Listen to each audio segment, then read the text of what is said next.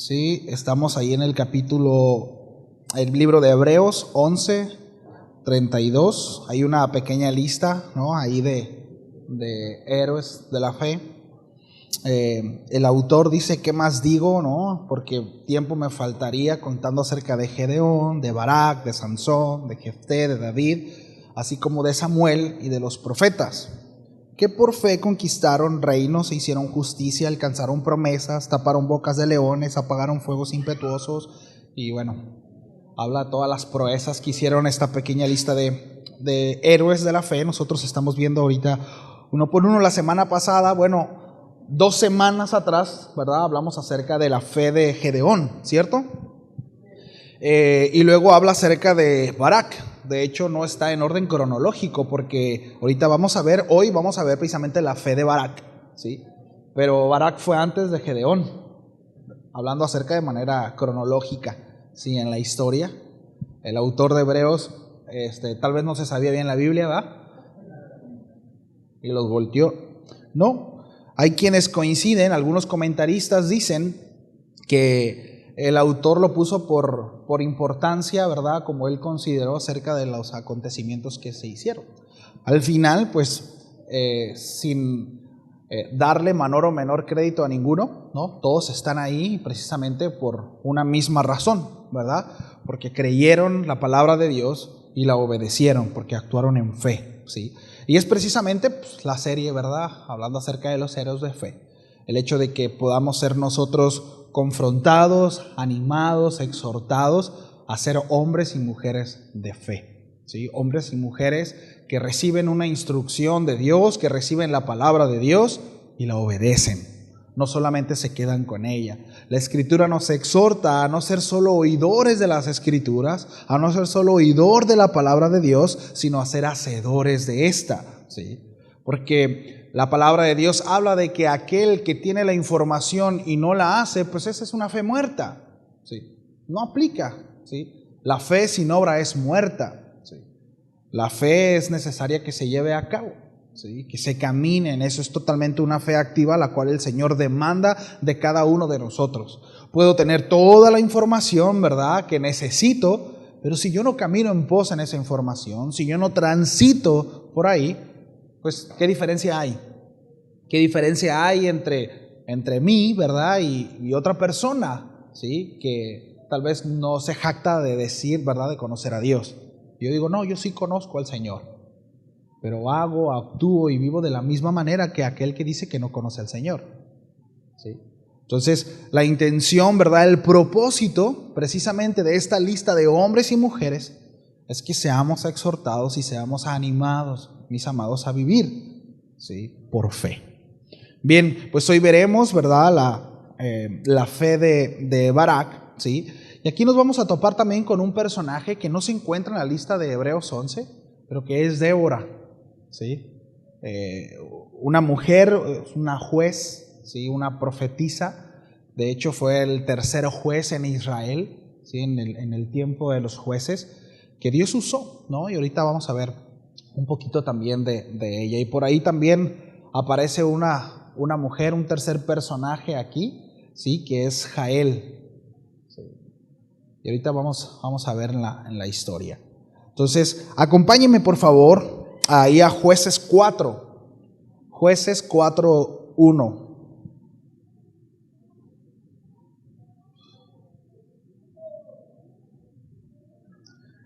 Y antes de empezar, pues me acompaña a hacer una oración, ¿sí? Bien. Señor, gracias por este tiempo. Gracias, Señor, porque nos permites reunirnos, porque permites que podamos exaltarte, que podamos adorarte, podamos alabarte como tu iglesia. De verdad, muchísimas gracias. Es un privilegio, Señor, estar reunidos con los santos, con los tuyos, aquellos que has redimido. Permite, Señor, que podamos recibir tu palabra y que caiga en buena tierra, Señor, y que dé fruto, Señor, como la semilla que cae en buena tierra.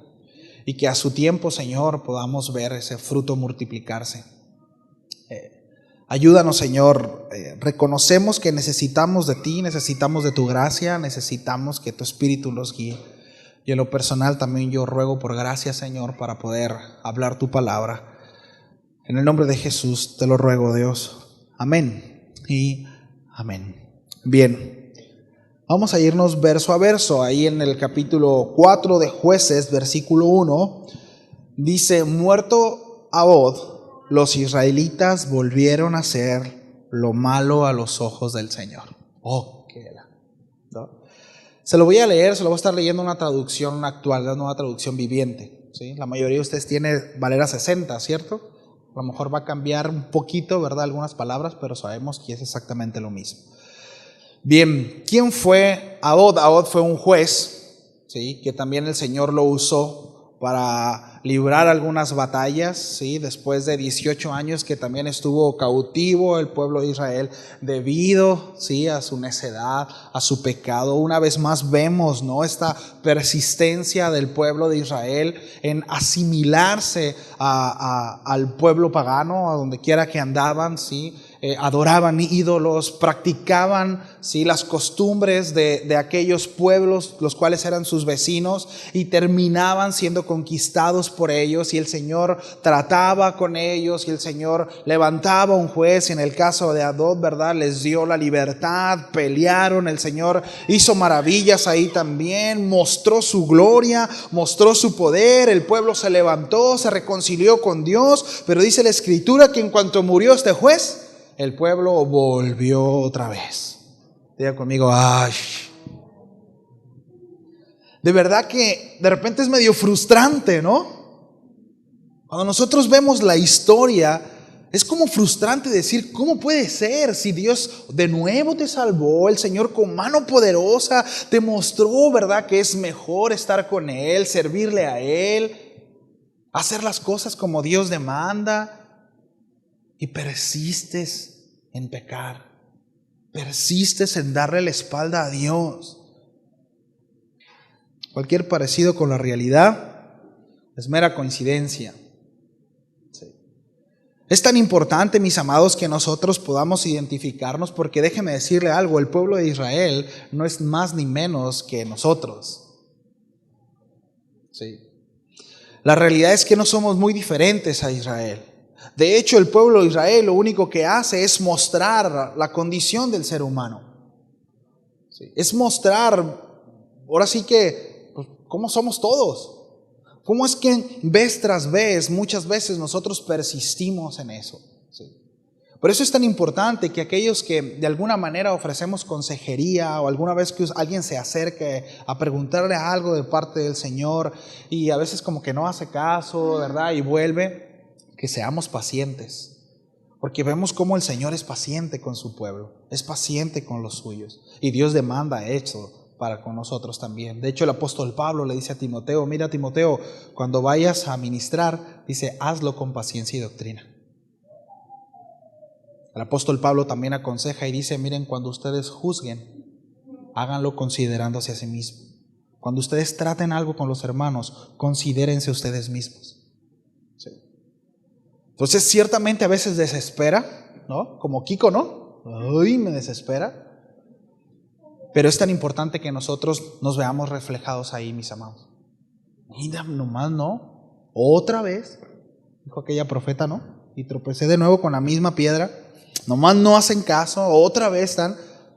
Pero el Señor es paciente. Ahora, el hecho de que el pueblo persistiera en su pecado, por supuesto que al igual que nosotros, cuando nosotros persistimos en nuestros pecados, nosotros nos aferramos a algo, el Señor dice no, y pues, bueno, el Señor trata. Y por supuesto que vienen consecuencias. Porque el que nosotros hablemos de que el Señor es paciente y de que el Señor es bueno y es amoroso, no significa que el Señor diga, bueno, no pasa nada. Jamás. Jamás. ¿Sí? Es decir, el Señor no tolera el pecado. ¿Sí? El Señor no tolera el pecado, el Señor no puede convivir con un pueblo pecador. Y miren lo que sucede en el versículo 2, ahí lo explica. Entonces, consecuencia del pueblo, por cuanto persiste en su pecado, ¿sí?, por cuanto se aleja del Señor, Entonces el Señor los entregó a Jabín, un rey cananeo de Azor. Sí. Jueces 4:2. Entonces el Señor dice, los entregó a Jabín, un rey cananeo de Azor. Dice, el comandante de su ejército era Sisara, que vivía en Aroset Goim. Fíjense, ¿qué fue lo que pasó? Esta palabra los entregó, de hecho en Valera dice los vendió, ¿no? ¿Sí dice así? Los vendió, ¿sí? ¿Qué es lo que el Señor hace aquí? Esta palabra no significa de que el Señor se deslinda de ellos, sino el Señor permite, ¿no? Estos puntos de contacto que hemos hablado muchas veces, ¿no? Pero siempre, mis amados, que el Señor permite esto es con un propósito. Lo que el Señor estaba haciendo con el pueblo de Israel fue dejarlos y decir, eso quieren, bueno, van a tener una consecuencia de lo que ustedes quieren. ¿Sí? Dice que los entregó. Esta palabra quiere decir los dejó. Dejó que ellos hicieran lo que quisieran. ¿Sí? Por lo tanto vino esta consecuencia. El Señor no protegió, no cubrió, porque el Señor fue claro desde el principio. De hecho, desde que nosotros vemos en Éxodo que los liberta, les dice, miren, mientras ustedes hacen lo que yo les digo, yo los voy a proteger. Van a estar cubiertos. Pero si ustedes no me obedecen, si ustedes se asimilan a los otros pueblos, si ustedes se vuelven a la idolatría y me dan la espalda, yo no voy a protegerlos. De hecho, van a arrasar con ustedes. Los van a oprimir, porque son un pueblo débil. La fortaleza de ustedes soy yo.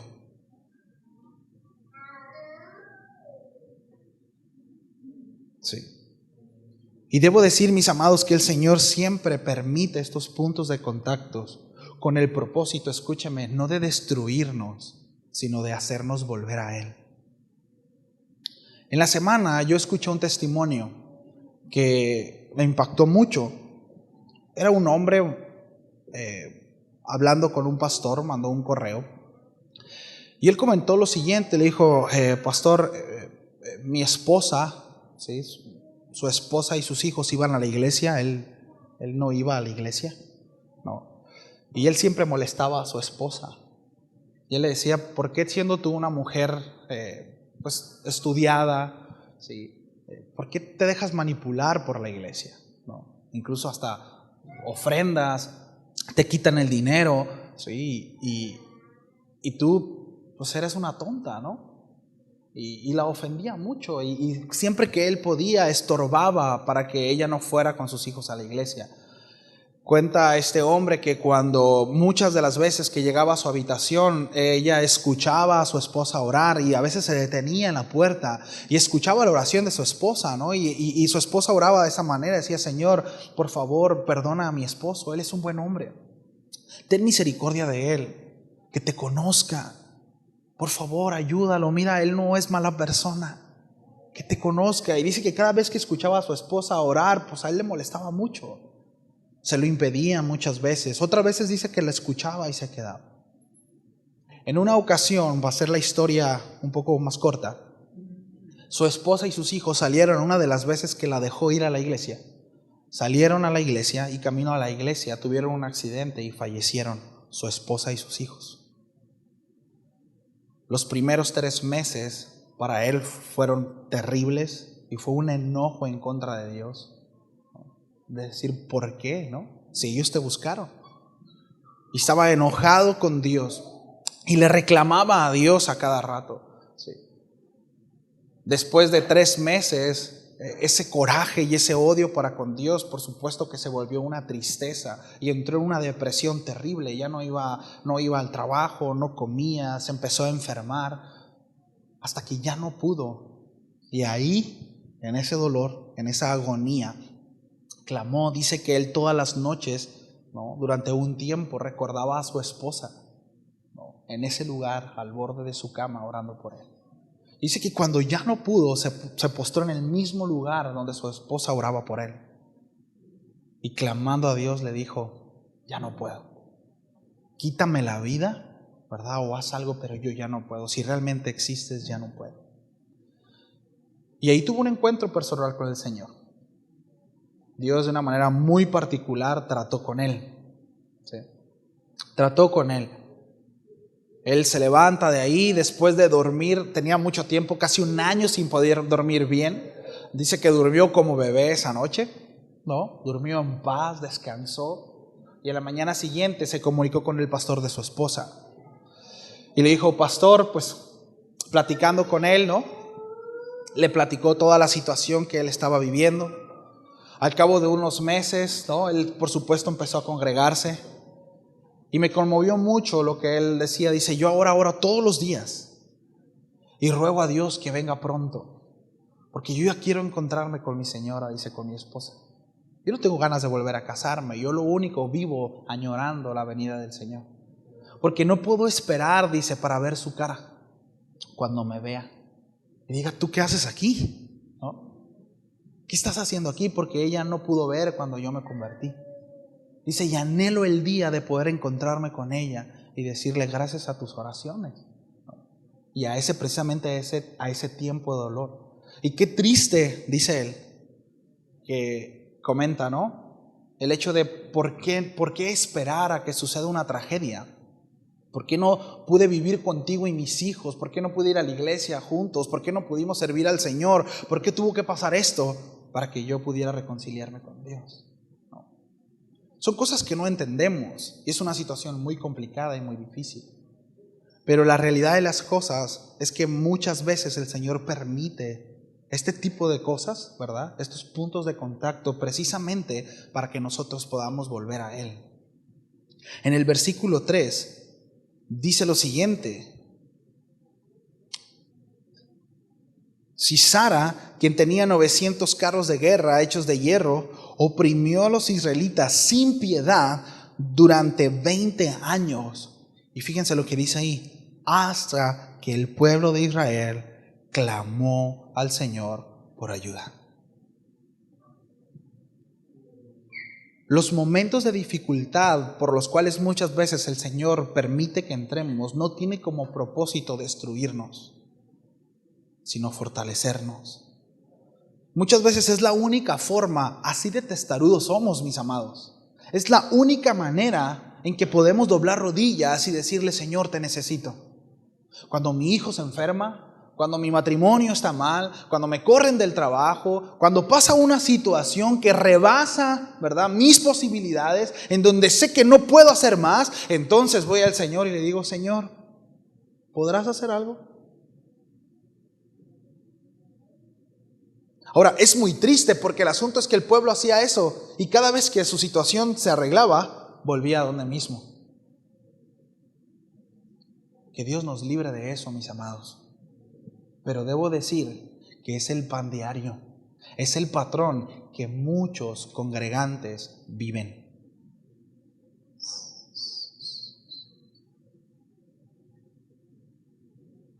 Gracias a esos problemas y esas dificultades, muchos de nosotros estamos aquí. Porque si no los tuviéramos, ni nos paráramos por acá. ¿Sí o no? Dijera, citando a nuestro pastor Raúl Borboa, ¿no? Muchos de nosotros no pecamos porque no tenemos dinero para pecar. Porque no nos da. Bueno, por eso, mis amados, es tan importante ser entendidos y ser agradecidos cuando tenemos y cuando no tenemos. Porque no sabemos de lo que Dios nos está librando tal vez. Porque el Señor nos conoce, el Señor sabe. Pero esos puntos de contacto, mis amados, esas situaciones complicadas por las que muchas veces Dios nos hace pasar y nos mantiene ahí, son precisamente para beneficio nuestro. Por misericordia, por bondad a nosotros mismos, porque nos está librando de nuestra propia concupiscencia. Ahora, ¿es el deseo de Dios que nosotros estemos así? No, por supuesto que no. Pero Dios sabe que es la manera en que el pueblo va a clamar a Él y va a decir, Señor, perdóname, ayúdame, te necesito. Porque se nos olvida, mis amados, qué tan vulnerables somos. Nos creemos fuertes, nos creemos poderosos, creemos que podemos con todo. Yo tengo la suficiente inteligencia, la suficiente sabiduría para poder llevar a cabo mi vida como se me dé la gana. ¡Pam! ¿No? las 4, hasta el cuello. Y como hablábamos, ¿no? la semana pasada, y muchas veces agotamos todos los recursos a nuestra mano para entonces poder ir al Señor. Bueno, fue la situación del pueblo de Israel. Cuando habla acerca de que Dios los entregó, Dios los vendió, precisamente es con este propósito, que fueran oprimidos, ¿sí? Que pasaran ese tiempo de dificultad, pero para que concluyeran en eso, que se volvieran al Señor, que clamaran a Dios, ¿sí? Entonces, cuando habla acerca de que esta persona, Sisara, era un comandante muy despiadado, ¿sí? Era una persona que aparte de que él era una persona muy cruel, ¿verdad? Habla la palabra de que oprimió a los israelitas sin piedad, ¿sí? Pues tenía carros de guerra, dice, hechos de hierro, es decir, no solamente era una caballería normal, sino estaba equipada. Y no solamente eran unos cuantos, sino eran 900 caballos. Estamos hablando que aparte de los caballos equipados, ¿sí? Ahora sí que caballos blindados, ¿sí? Aparte de la caballería, pues también tenía, ¿no? La infantería, ¿sí?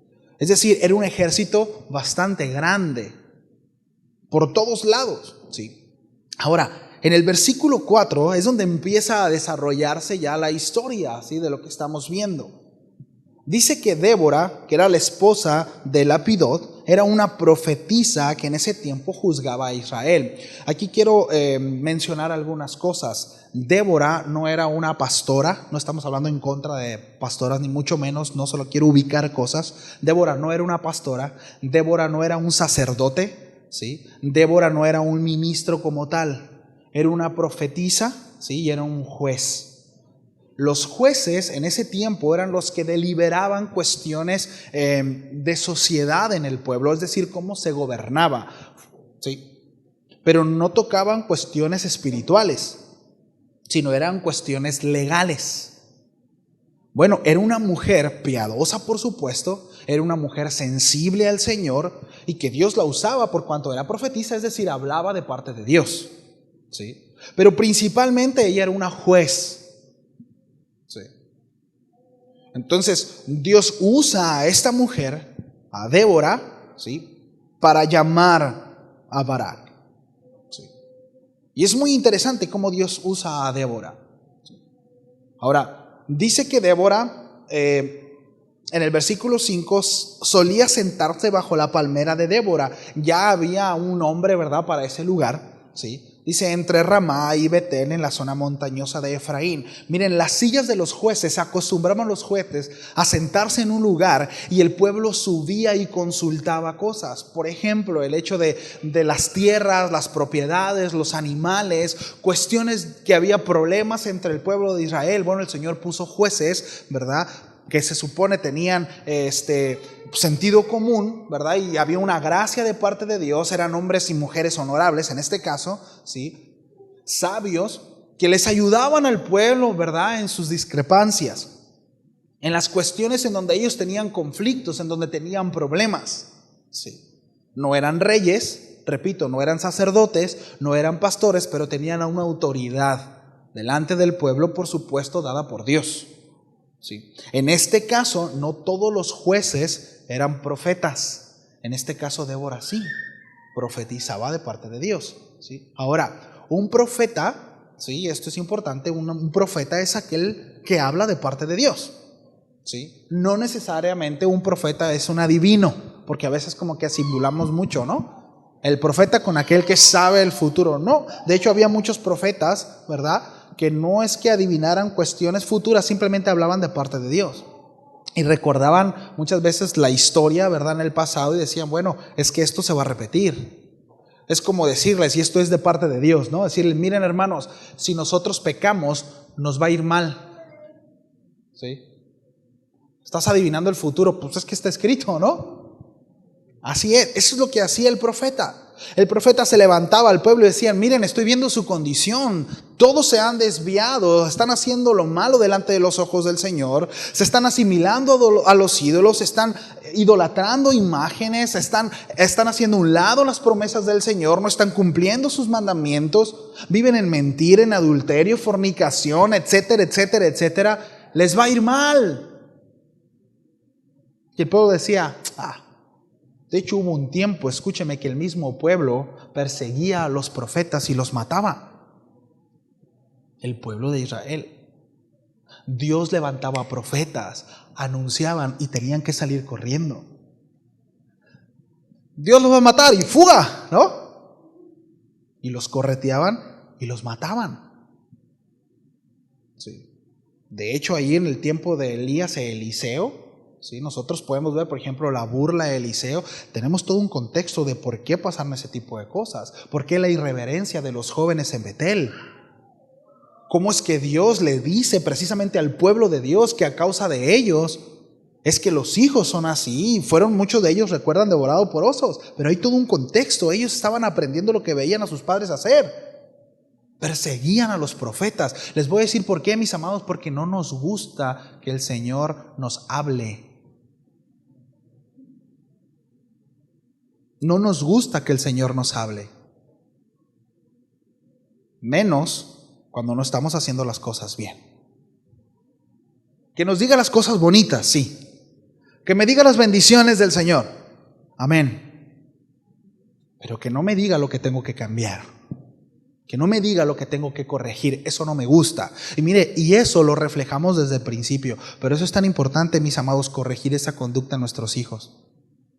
Porque cuando crezcan, seguirán con ese talón de Aquiles, con esa debilidad.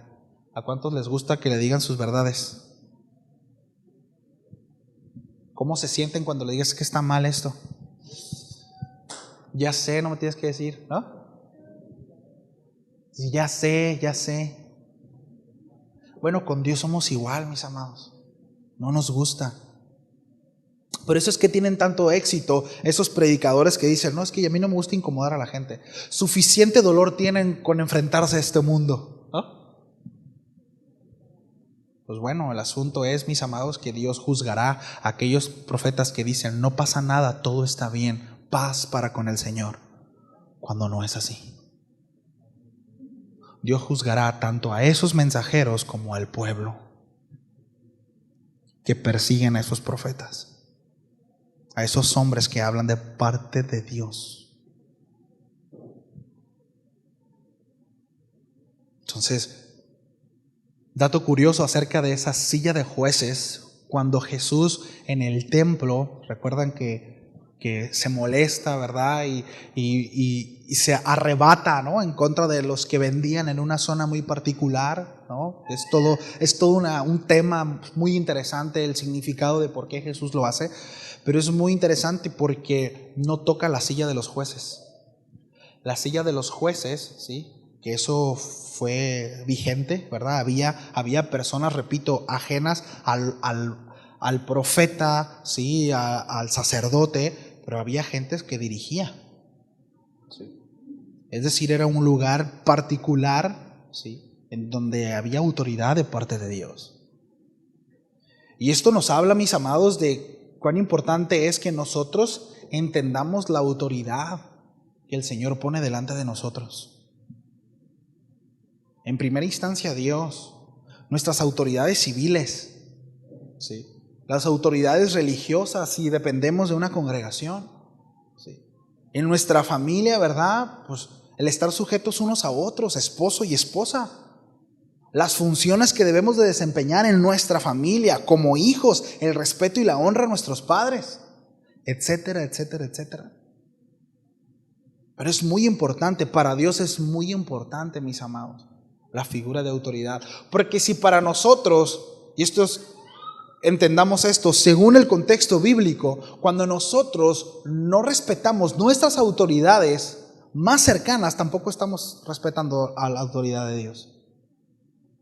La figura del Señor está distorsionada. Algo no está bien. Por eso es tan importante, repito, que nuestros hijos le enseñemos a respetar a nuestras autoridades, primeramente a nosotros. Sí. Primeramente como padres, por supuesto. Que respeten a sus autoridades, que respeten a los mayores. Para que el día de mañana que se enfrenten con el Señor, que no les sea tan difícil, mis amados, cuando el Señor venga y les diga, arrepiéntete porque estás haciendo las cosas mal. Y que ellos no chisquen, que ellos no churan la cara, que ellos no se molesten, que ellos digan, sí, Señor, tienes razón. Ese es uno de los mayores problemas que hay en nosotros. Repito, nos creemos lo suficientemente fuertes para hacer las cosas a nuestra manera. Y Dios dice, bueno, pásale por ahí. Hazlo así. Pero repito, el propósito y el deseo de Dios es que volvamos a Él. Sí. Entonces, mis amados, uno de los peores juicios que como hombres podemos recibir de parte de Dios es precisamente eso, que Dios nos deje hacer lo que se nos dé la gana. Imagínense qué terrible sería que a nuestros hijos le dijéramos, haz lo que quieras. ¿Qué pasaría? ¿Cuántos días durarían vivos?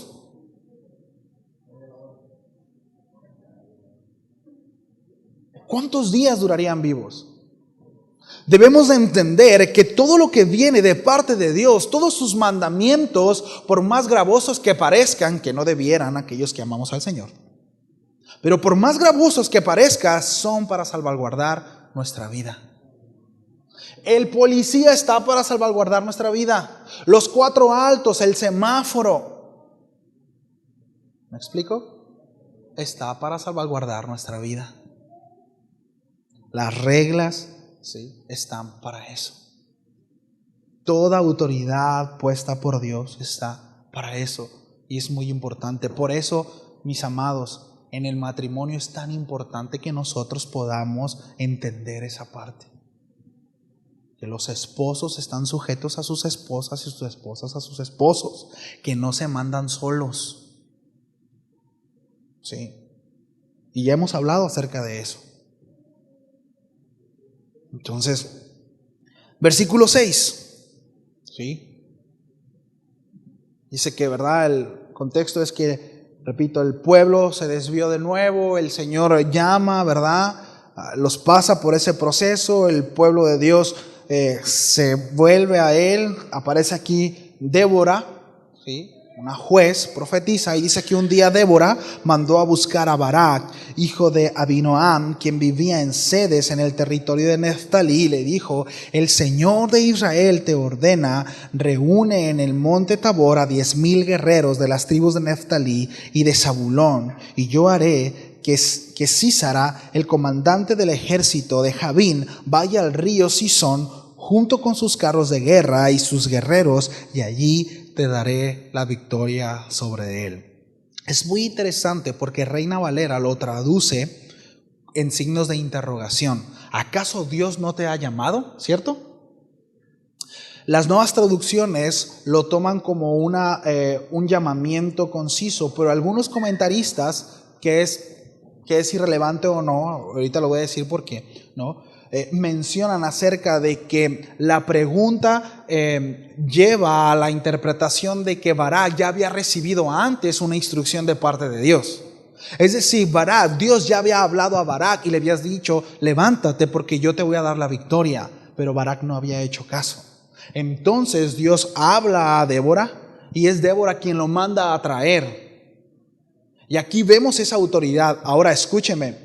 Esto es muy interesante porque en el contexto, hablando cultural, en ese tiempo, ¿sí?, que una mujer fuera autoridad era algo incómodo, pero ahí está, Dios la puso. Ahora es muy interesante que cuando la Biblia habla de Débora, la pone como la esposa de, porque la Biblia no va en contra de sí, ¿sí? Es decir, ella tenía un esposo. Ella estaba sujeta a un esposo, pero el Señor le plació usarla así a ella. El esposo no era el profeta, el esposo no era el juez. Esto es para aquellas hermanas que sirven al Señor y que a lo mejor su esposo no. ¿sí? Es decir, ella estaba sujeta a su esposo, por eso es que la Biblia lo menciona, ¿sí? Se entiende esa parte. Repito, la Biblia no va en contra de sí, de la instrucción. Sin embargo, bueno, Dios había derramado en ella, ¿no? Dios la había llamado a ella en ese sentido. Entonces vemos cómo ella tenía una autoridad, vuelvo a lo mismo, una autoridad delante del pueblo, y manda a llamar a Barak, ¿sí? Y dice, mira, ¿sabes qué? Dios te va a dar la victoria. Tienes que levantarte en contra de este reino, ¿no? De este tiempo. Entonces vas a ir a la tribu de Neftalí y Zabulón y te vas a traer 10,000 personas. Ahora, eran 20 años, ¿no? Que estaban siendo maltratados y oprimidos por él. Hablamos acerca de esos 900 carros, ¿verdad? Herrados, es decir, de hierro, ¿sí? Blindados, más todos los soldados, era solamente eso la caballería, es decir, el ejército al que se estaban enfrentando eran muchísimos, y Dios le dice, búscate a 10,000. Interesante, porque tiempo después, ¿no? Vemos que el Señor a otro dice, no, nomás llévate 300. ¿Recuerdan?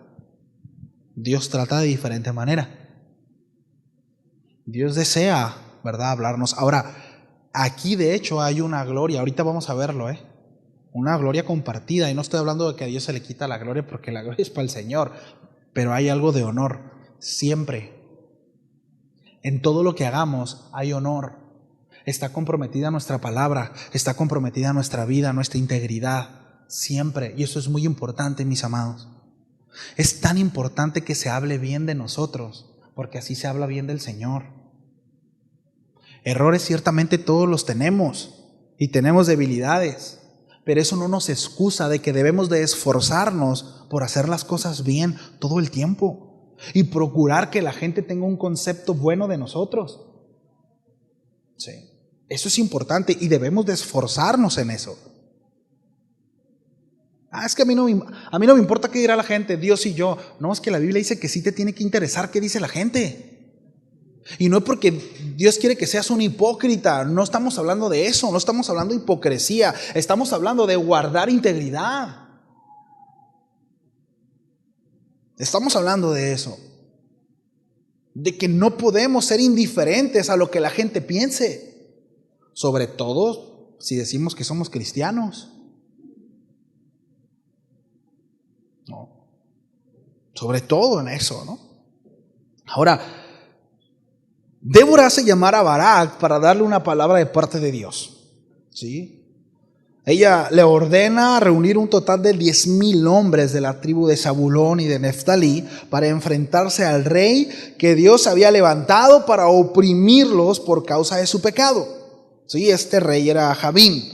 Y repito, contaba con un eficiente capitán llamado Sisara y un muy poderoso ejército construido por 900 carros de hierro.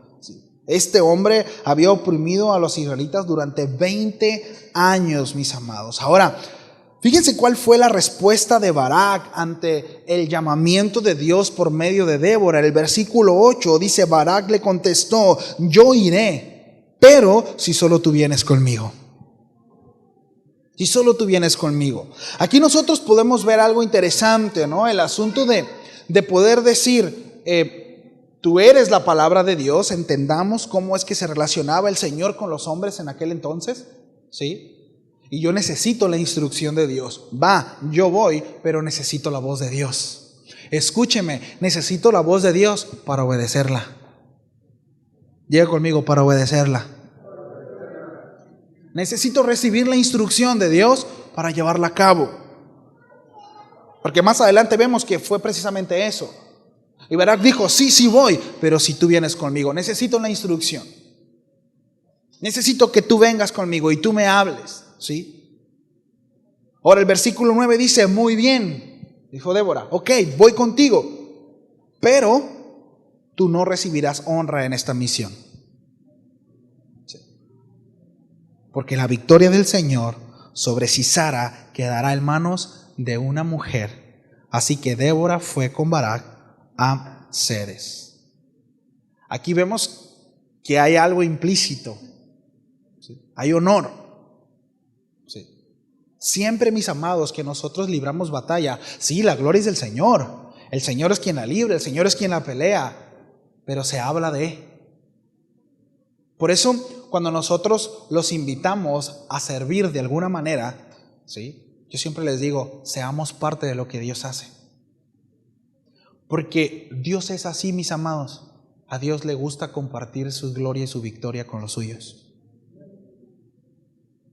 O sea, ¿por qué? Porque Él es así. No estoy hablando de compartir su honra, no estoy hablando que nosotros, no estoy hablando de eso, por supuesto que no. Pero es como el Señor desea, ¿verdad?, que el hombre llegue al arrepentimiento y se vuelva, ¿sí? Y el Señor dice por medio de la predicación. ¿Quién predica? ¿Me explico? O sea, la obra de Dios se lleva a cabo por medio de ¿quién? ¿La gloria es para nosotros? No, pero Dios nos hace parte de su obra. Por eso es que la Biblia habla de galardones, por eso es que la Biblia habla de premiar, por eso es que la Biblia, porque Él es generoso, lo mencionábamos hace un momento. Es su naturaleza, mis amados. No es porque nosotros merezcamos gloria, no es porque nosotros seamos el centro, no, por supuesto que no. En nosotros no hay nada más que lo que Dios deposita. Y aquí vemos, ¿no? Dice, ¿sabes qué? Pero esta vez tú no recibirás honra, en esta misión no recibirás honra. Todos los hombres que vemos aquí en Hebreos 11, que hemos visto hasta ahora, ninguno de ellos, y Barak no es la excepción, ahorita vamos a ver, ninguno de ellos peleó y obedeció a Dios por la honra o para aparecer en Hebreos. No dijeron, miren, más adelante que se escribe un libro, ¿verdad?, en el Nuevo Testamento, yo quiero aparecer en esa lista. No, la verdad es que no. Ninguno. Todos de ellos, de alguna u otra manera, fueron llevados por la misericordia de Dios a obedecer al Señor. Entendieron. Muchos de ellos se resistieron, mostraron su temor, negligencia. Sin embargo, Dios fue paciente y a muchos los llevó por un proceso, ¿recuerdan? Muchos su fe fue pulida, como en el caso de Abraham, ¿no? Ya podemos decir de Jacob.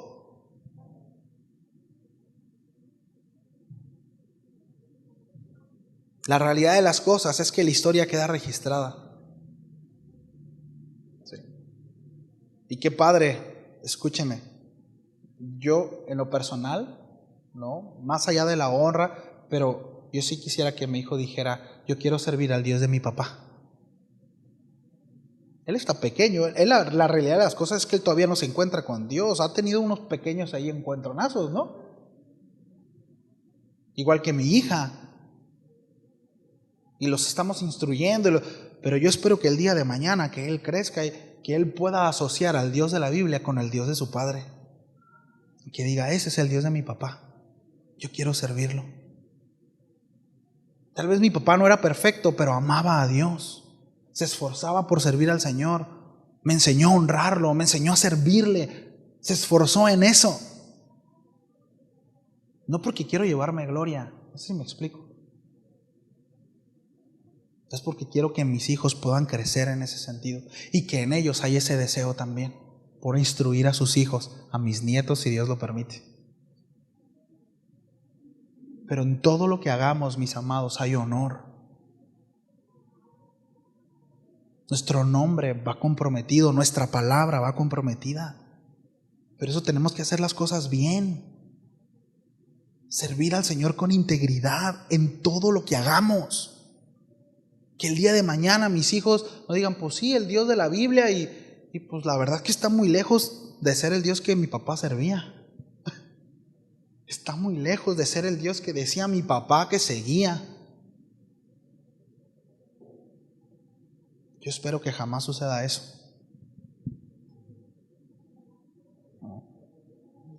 Entonces dice, no, ahí voy a ir contigo, dice, pero tú no te...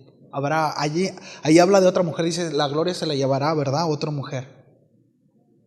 No está hablando tampoco de Débora. Tampoco Débora está diciendo, sí voy contigo, pero yo me voy a llevar, ¿no?, el honor en esta batalla. No, de hecho, hay otra persona por ahí más adelante que sale, ¿no?, que sale a relucir en esta historia, con un método algo raro. Pero ahorita vamos a ver. Dice, así que Débora fue con Barak a Cedes. Podemos entender, por un lado, que Barak le dijo a Débora, ven porque necesito la instrucción de Dios. Por otro lado, la instrucción era, necesitas traer a 10,000 personas. Tal vez Barak inteligentemente dijo, tú eres una mujer íntegra, ¿sí? Tienes autoridad sobre el pueblo de Israel, ¿sí? Te reconocen, necesito que vengas conmigo para poder juntar a 10,000 para levantarnos en contra de este ejército que nos supera por todos lados, ¿no? Entonces, dice que en el versículo 10, en Cedes, Barak reunió a las tribus de Zabulón y de Neftalí, 10,000 guerreros, dice, subieron con él. Y Débora también lo acompañó. 10,000 guerreros. Definitivamente necesitó la gracia de Dios, mis amados, para poder hacerlo, ¿cierto? Necesitó la gracia del Señor para poder reunir a estos 10,000 guerreros en contra de este hombre, ¿sí? En contra de este ejército. Durante 20 años estaban aprisionados, ¿sí? Podemos ver que Barak era un verdadero líder. Yo me encontré una frase por ahí que se me hizo muy interesante, ¿no? Y dice lo siguiente: un liderazgo es lograr que la gente haga lo que debe hacer y que lo haga con agrado. Sí. El poder del liderazgo está en influir a quienes no desean incluso hacer algo, pero que terminen haciéndolo con agrado. Esposos, que el Señor nos dé la gracia para instruir a nuestras esposas y a nuestros hijos para hacer las cosas bien, pero que lo hagan con agrado. ¿Sí me explico? Esa es la gracia que necesitamos. Por supuesto, mamás. Tener, ¿verdad?, ese liderazgo, esa gracia de Dios para instruir a nuestros hijos y que lo hagan con agrado. Que Dios nos ayude a pastores, líderes, servidores, a que la gente, a los colaboradores dentro de la congregación, sirvan al Señor con agrado, con un corazón, no a regañadientas, ¿verdad? Levanta ahí, ay, mi mamá, ¿no? Ay, acá. Es interesante, ¿no? El liderazgo es lograr que la gente haga lo que debe hacer y que lo haga con un corazón contento. Sí. Que Dios nos dé la gracia. Y vemos, sí, que en Barak hubo esto, ¿no? Hubo un liderazgo, no era fácil, no era sencillo, pero tenía la palabra de Dios. Tenía una palabra, tenía una instrucción, tenía un respaldo. Dios había hablado. Y Barak no especifica qué fue lo que le dijo, cuál fue el sermón que creó, ¿verdad? Cuál fue el discurso, pero se paró y le dijo a estas dos tribus, ¿saben qué? Vénganse, porque Dios nos ha dado la victoria. Levantémonos. Ahora, entendamos el contexto del pueblo. No eran muy devotos, a Dios. Andaban en otros asuntos. ¿Me explico? Porque es mucho más sencillo animar a alguien, ¿sí?, que está en las cosas del Señor y está en un mismo caminar, decirle, ¿qué onda, brother? Vente, vamos a hacer esto, ¿verdad? El Señor me dijo, y dice, va, bro, voy contigo, porque estoy en un mismo sentir. A decir a la gente, ¿qué onda, hermanitos? Vamos a orar todos a las 6 de la mañana. Muy temprano, brother. Yo otro día oro. Acabo que yo oro sin cesar, ¿no? Todo el tiempo. No me es necesario estar ahí a las 6 de la mañana a orar con la congregación. Que algunos lo hagan. Un llamado muy particular para los intercesores. Yo no soy intercesor. ¿Me explico? O sea, miren, es difícil de repente reunirnos 80. Que nos sigan, repito, a un tiempo de oración, a una reunión, 80, 70 personas. Ahora, reunir a 10,000. Y seguramente ellos entendían que muchos iban a morir, Muchos iban a morir. Muchos tenían que levantarse y era convencerlos a despedirse de sus esposas y sus hijos y decirles, ¿sabes qué? Tal vez yo ya no regreso. Pero creí la palabra de Dios. Creí lo que recibió Barak. Lo abrazo y voy y estoy dispuesto a dar mi vida. Mi amor, que Dios te bendiga. Ahí te encargo a los niños. ¿Me explico? sea, había la posibilidad de morir. Porque el hecho que Dios le dijo, te voy a dar la victoria, pero eso implicaba muertes. ¿Sí? O sea, por ejemplo, nosotros vemos a David, todas las victorias que tuvo, muchos israelitas morían, pero Dios les daba la victoria. Pero muchos tenían que morir, muchos tenían que pelear y batallar, y ahí quedaban. Sí. Y ahí quedaban, sobre todo los que iban al frente. ¿Se acuerdan cuando David se quiso quedar con una mujer prohibida? ¿Qué fue lo que hizo con su esposo? Lo mandó al frente, donde morían. Sí, la victoria estaba ganada, pero hay sacrificios. Hay sacrificios, siempre hay sacrificios. Vivir para Dios tiene que ver con sacrificios, siempre. No podemos vivir un cristianismo sin sacrificios, no existe tal. No existe tal. Siempre hay sacrificios. Bueno, Barak se encargó de reunir a 10,000 hombres, pese a todas las circunstancias, ¿verdad? Y lo decidieron seguirlo. Sí. Tenemos un liderazgo aquí en Barak, ¿no? Entonces, versículo 12, dice, cuando le dijeron a Sisara que Barak, hijo de Abinoam, había subido al monte Tabor, mandó llamar a sus 900 carros de guerra hechos de hierro y a todos sus guerreros. Es decir, repito, aparte de los 900, aparte de la caballería, pues también iba infantería, ¿sí? Y marcharon desde Aroset Goim hasta el río Sison. Dios le dijo que los iba a mandar para allá, ¿se acuerdan? Todo se estaba acomodando como Dios le dijo que iba a suceder. Entonces, versículo 14, Débora le dijo a Barak, prepárate. Hoy es el día en que el Señor te dará la victoria sobre Sisara. Prepárate. Porque el Señor marcha delante de ti. Así que Barak descendió las laderas del monte Tabor al frente de sus 10,000 guerreros para entrar en batalla. Ellos estaban arriba. De hecho, habla en Valera que entraban a un valle, ¿no? Porque la pelea iba a ser abajo, ellos estaban arriba. Y es muy interesante porque normalmente cuando nosotros vemos en las escrituras lugares altos o subir la montaña, está hablando acerca de una relación con Dios, tiene que ver con relacionarse con Dios. Y nos damos cuenta aquí que Barak descendió, venía de la presencia del Señor, de recibir. Siempre nuestras batallas tienen que ser libradas, mis amados, cuando nosotros estamos en comunión con Dios. Si no, no se ponga las patadas con Sansón. ¿Sí me explico? Recibí una palabra de Dios, tengo la instrucción de parte de Dios, entonces puedo pelear. Entonces sé que estoy habilitado para poder librar la batalla. ¿Sí? Dice que descendió del monte hacia la batalla, hacia la pelea. ¿Sí? Cuando Barak atacó, el Señor llenó de pánico a Sisara y a todos sus carros de guerra y a sus guerreros, y Sisara saltó de su carro de guerra y escapó a pie, dice. Ahora, aquí en el capítulo 4 no dice qué fue lo que sucedió realmente, sino dice que todos se espantaron, ¿no? Se asustaron. Pero el capítulo 5 es exactamente la misma historia que nosotros estamos leyendo en el capítulo 4, pero en el capítulo 5 es una canción de Débora. Porque Débora no solamente era profetisa, no solamente era juez, sino también era salmista. Era una mujer virtuosa. Y hay un canto en el capítulo 5, ¿sí? Ahí en el versículo 4 dice: Señor, cuando saliste de Seir y marchaste por los campos de Edom, la tierra tembló y los cielos nublados derramaron lluvias torrenciales. Se dice que lo que pasó fue que cayó un aguacero y el lugar en donde estaba, lo que pasó fue que los caballos ya no pudieron avanzar y se atascaron en el lodo. Todos los carros de hierro no les sirvieron de nada.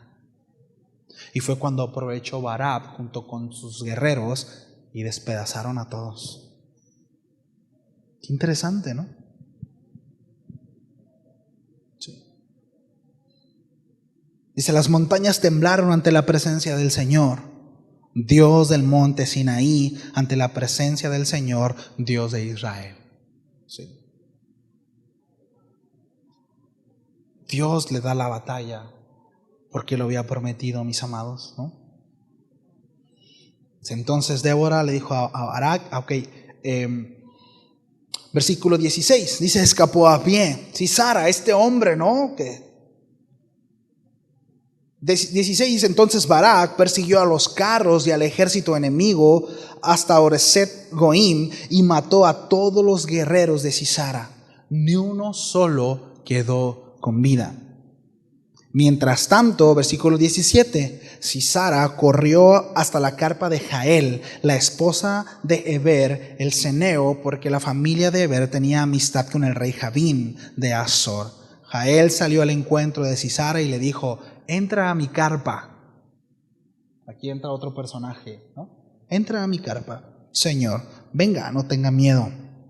Así que él entró en la carpa y ella lo cubrió con una manta. Fíjese, el esposo de esta mujer tenía ahí sus que veres con este rey, ¿no? Entonces él dijo, no, pues es amiga, ¿no? ¿Me ayudas con el piano, por favor? Pues no estoy en tierra hostil, ¿no? Puedo estar tranquilo. Entonces entró. Dice que cuando estaba adentro, le dijo, dame un poco de agua, por favor. Y le dijo, tengo sed. Así que ella le dio leche de una bolsa de cuero y volvió a cubrirlo. Sí. Ella aprovechó esta oportunidad para al fin y al cabo cumplir el propósito de Dios. Mire el final, vamos a leerlo y ahorita vamos a comentar algo importante. Él le dice a esta mujer, párate a la puerta de la carpa, ¿sí? Y si alguien viene y pregunta si hay alguien dentro, tú dile que no hay nadie. Por acá no ha pasado nadie, ¿no?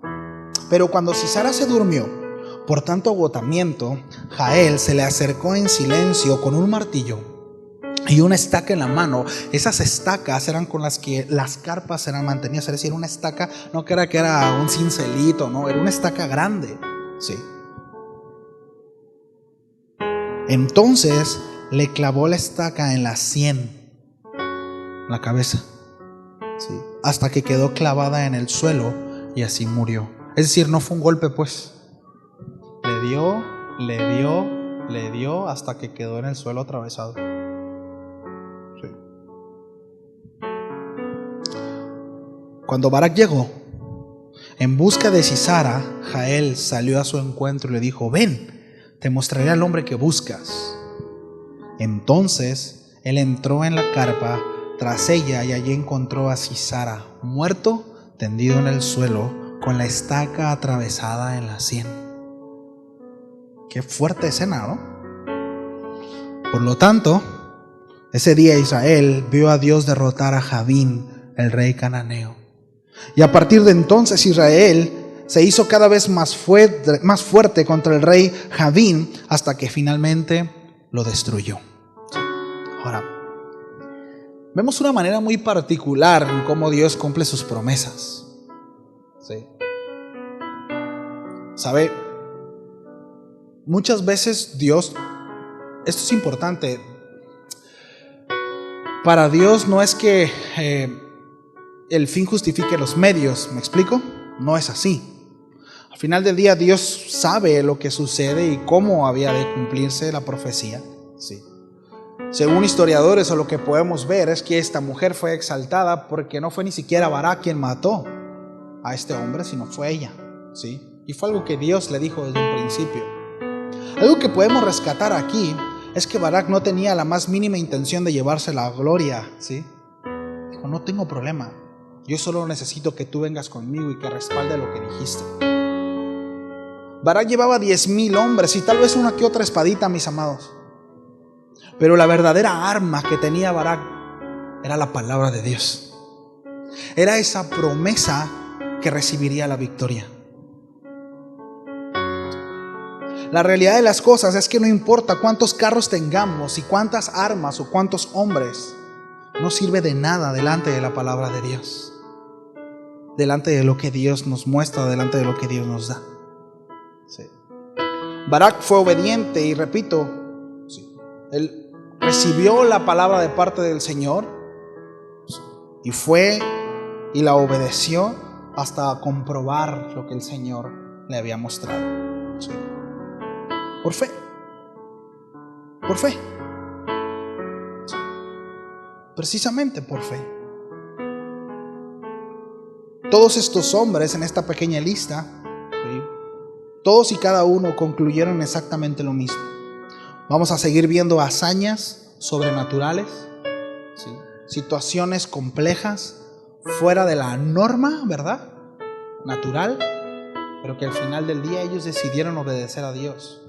Y aún en contra, ¿verdad?, de toda estadística, ¿no?, el Señor cumplió su promesa por cuanto ellos obedecieron. Mis amados, esto nos habla de que muchas veces nosotros enfrentamos precisamente problemas o situaciones que nos rebasan, que a simple vista no podemos ver. Tal vez son 20 años el problema que tenemos enfrente, tal vez más, ¿sí? Pero si hemos recibido una palabra de Dios, nosotros tenemos que avanzar con la certeza de que Dios ha de cumplir su promesa. Es que no parece, es que no se ve, es que es tan difícil. Y hay promesas, mis amados, en la Biblia que son muy básicas. ¿En qué sentido me refiero? En que en primero el Señor no nos dejará. Nunca dudemos de eso.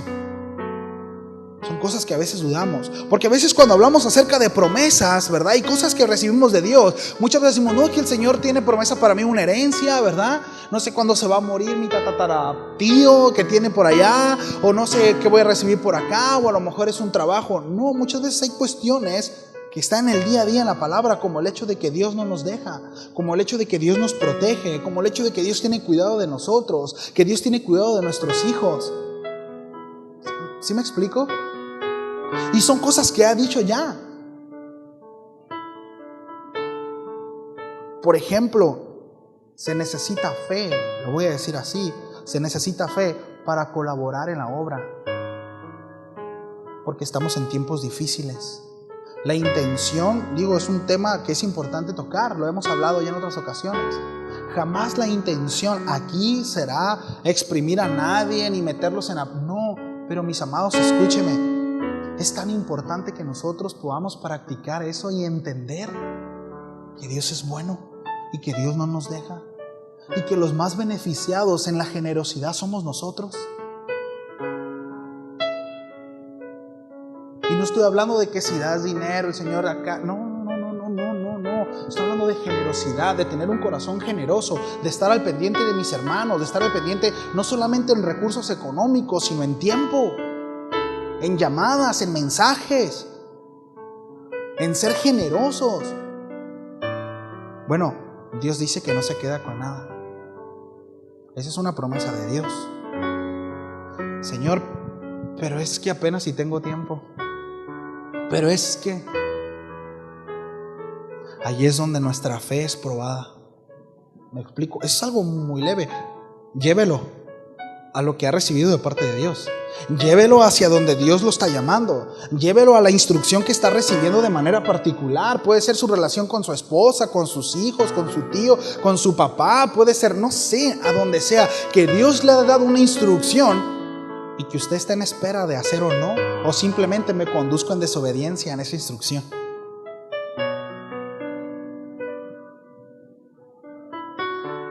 Tenemos el respaldo de Dios. Lo tenemos. Tenemos el respaldo de Dios. En la semana no está Carlitos, pero hace unos días, ayer antier, platicábamos Carlito y yo acerca de la situación en los matrimonios dentro de las iglesias. Es terrible. De verdad se los digo, es terrible lo que está sucediendo. Cada vez hay más distancia entre hermanos, entre esposos.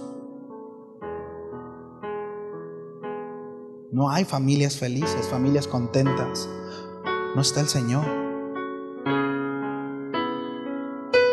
Y matrimonios, les digo, el Señor ha prometido estar con ustedes. Mientras nosotros le honremos y le pongamos en primer lugar, no hagamos las cosas a nuestra manera. Creámosle a Él. Hagamos las cosas como Él dice. Y hay garantía. No seamos testarudos. Nos gana, es cierto. Creámosle al Señor.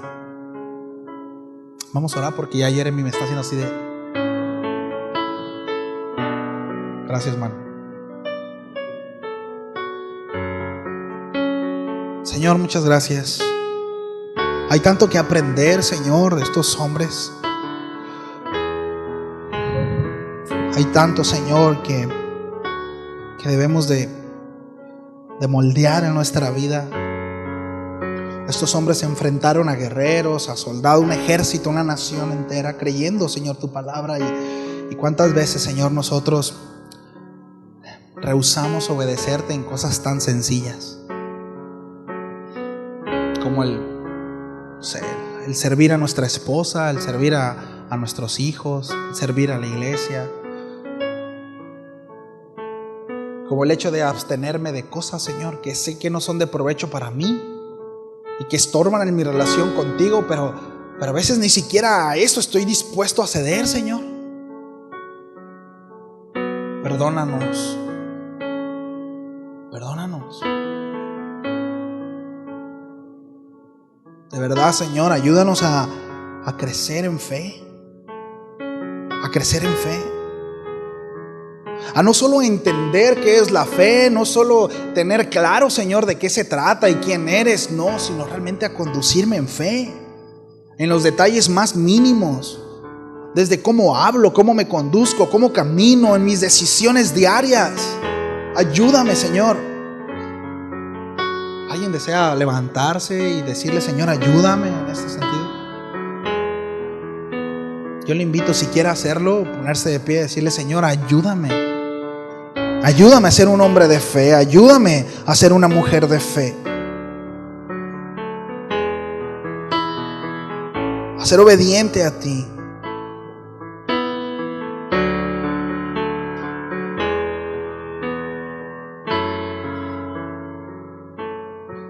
Las virtudes o talentos que hay en nosotros no son suficientes, Señor. No sirven para las batallas de la vida. No sirven.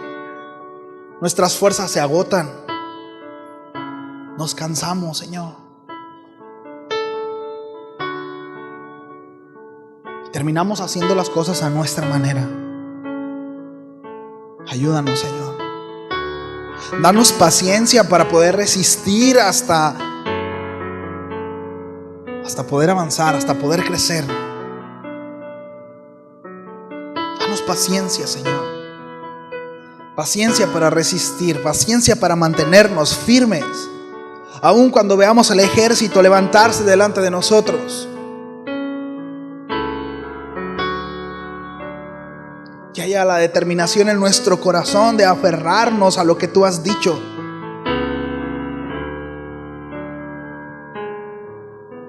Con el deseo, Señor, y el propósito de glorificarte a ti, de honrarte a ti, porque para eso fuimos creados, Señor.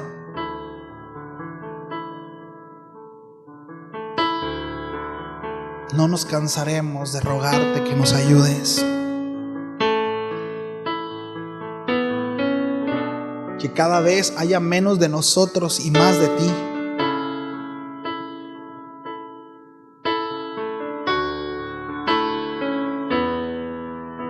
Levanta, Señor, hombres y mujeres valientes, esforzados, hombres y mujeres de fe, honorables delante de los ojos de los hombres y por supuesto delante de ti, íntegros de corazón, con manos santas, con labios puros, que apartan sus ojos a la santidad, que no están dispuestos a comprometer su integridad por nada ni con nadie, que aman la santidad, que buscan la santidad. Que podamos ser luz en este mundo, Señor, tan oscuro, en donde ya no se valora la integridad, en donde ya no se valora, Señor, la voluntad, en donde todo tiene precio.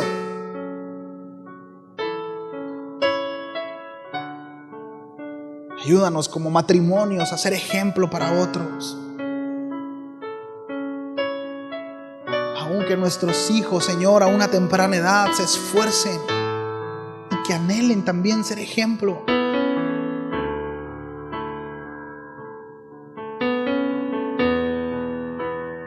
sabemos que es mucho trabajo, Señor, pero tú no nos dejas. Tú eres nuestro ayudador. Gracias por eso. ¿Alguien puede decirle gracias a Dios? Gracias, Señor, porque no nos dejas, porque eres bueno. Muchas gracias, Señor. Muchas gracias, Padre.